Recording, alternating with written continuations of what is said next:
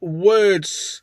We all know that Ashley Lee Charnley and Rafa Benitez have had a bit of a spat, and we thought this would happen once things had settled down, once Rafa Benitez had left.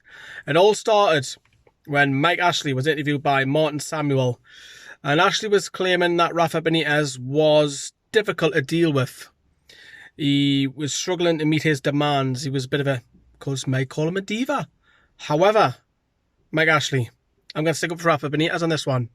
Because doesn't Rafa Benitez have the authority to be saying, I want this, the club needs to do this, we want this, etc., etc. I think Rafa Benitez has got every right to demand for A, because first of all, you judge him on the current success. So what he's done for Newcastle got was straight back up with a minus deficit of net profit on transfers, went 10th in the Premier League, which is incredible, and then to finish 13th as well. So 2 mid-table finishes, which is brilliant.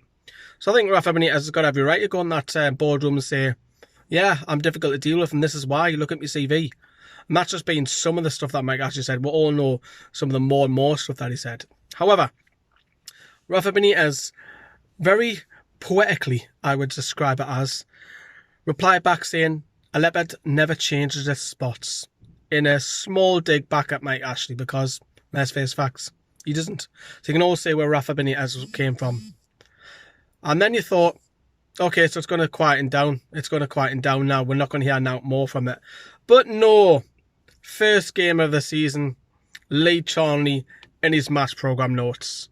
Lee Charnley turns around and said that clearly, he echoed what Mike Ashley said in the interview with Martin Samuel, is that Rafa Benitez went to China for the money. Only the money. Nothing else. Just the money. Which is a load of bollocks. Yes, it played a massive factor, don't get me wrong. But Rafa Benitez didn't go to China just because of the money. Look, we all know it's a welcome bonus, getting a huge increase in job in line that you work with. So, yeah, I thought it might be brushed under the carpet, but I know they're digging it back out and having digs of former managers as well. I think that's bang out of order. I don't buy the match programmes. It's a boycott that I done the season before last. But come out and say that, you're the managing director, have a bit of class about yourself.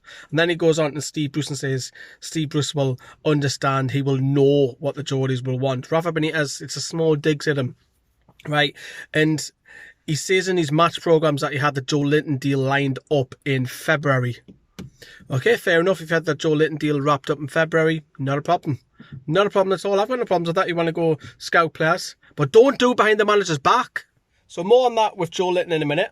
Now, Benitez, in a perfect time and response, obviously saw these notes by Lee Charnley. In an article with The Athletic, he turns around and says that Newcastle had 1 year to sort out his contract, that they wanted to go back to signing players under the age of 25, basically to sell on for profit, back to the old model before him. He wanted to upgrade the training facilities. Rafa Benitez has banged on about this for 3 years. Benitez said that the budget to break into that top 10 and stay in that top 10 was not valuable.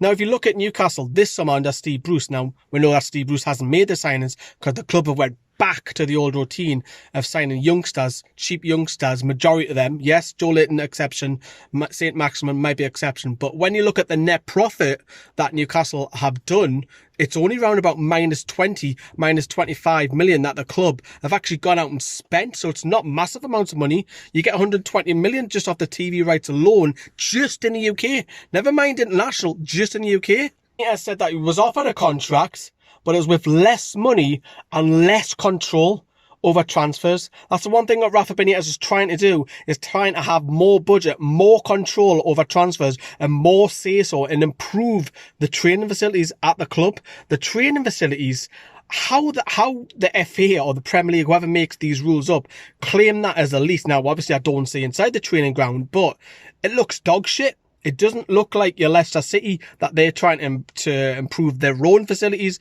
Manchester City obviously lead the way. Liverpool, but you would think that the club would take pride in the appearance with the training ground, because from the outside, it looks like a dog shite. So Benitez goes on to say that when he got them back into the Premier League, when we finished 10th, all the staff, all the players got a bonus for finishing the top 10, except his coaching team. Why are the club if this is true, and I believe Rafa Benitez over Lee Charnley any day of the week, and Mike Ashley.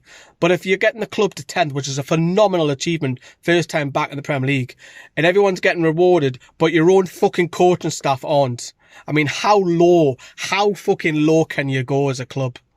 No shadow of doubt about it. Rafa Benitez is on a lot more money, a hell of a lot more money. He knows that. He's even admitted it in this article. But for the board, Lee Charnley, Mike Ashley, to say you only left because of the money, that's a lot of bollocks. Benitez has even said in that article, and like I say, I believe Benitez, that he wanted to remain in Europe to be closer to his family. He's at the end of the world. I've gone on record and said this, that Benitez will not stay in China for more than 1 year. He'll come back to Europe on less money, on a high caliber of league. So he could be in Serie A, Bundesliga, La Liga, Liga to some extent. He'll jump in the chance to get back to the Premier League with a lower end Premier League side because he's back home with his family. Yes, he's on massive amounts of money and his coaching staff are, but if someone offered him half the amount back in the Premier League, he jumps at it. He absolutely jumps at it, with the exception of having a certain criteria that he wants a project, and he doesn't want to be in charge of a club which is hanging around trying to fight and haggle over the likes of Fabian Schär. Yes, he was a great find. You know, how long did it take Florian Lejeune to get him over the line? Benitez was after him for ages. It goes on and on and on. The board, we know the histrionics with them and so on, but Benitez has come out passionately in this article, and, you know, I believe Rafa Benitez, as I say already, a lot more than what I believe Mike Ashley and Lee Charnley. But it doesn't stop there. No, Lee Charnley has to fire back once more. Well, is it Lee Charnley? That's a question. The Chronicle have got an exclusive with Lee Charnley. Do you believe it's Lee Charnley? Do you believe it's Keith Bishop's PR machine working here? I believe so. The Chronicle have got an exclusive with Lee Charnley. Very small detail, mine. I personally think the club have just thought, let's just whack Lee Charnley's head on this, and we'll say it's from him. Now, Lee Charnley, let's just say it is Lee Charnley. Let's go for the benefit of the doubt. Claims that the money should be put on the playing squad. I agree. I agree with that. But you've got to look after your facilities as well. We know that St James's Park has had a bit of a clean-up, a bit of a black paint across Sir Bobby Robson statue. We know that the players' entrance has had a bit of new lick of paint, some nice sayings on there. The players' tunnel. Apart from that, the stadium looks like a shithole from the east stand around that area. Yes, we've got one of the nicest stadiums in the world, but inside's plastered with Sports Direct. I'll allow it. But going to go back to that, the training facilities. So he says that the club are putting it on hold. They want to focus on getting the playing staff. More on that in a minute. However, I remember it was 2013, 2014.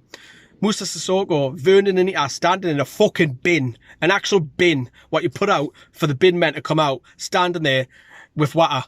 And then I also seen, must have been the next week or the week after, with the likes of Jack Colbacks sitting in a fucking kid's swimming pool, paddling pool, for muscle injuries or shit like that, whatever it was for.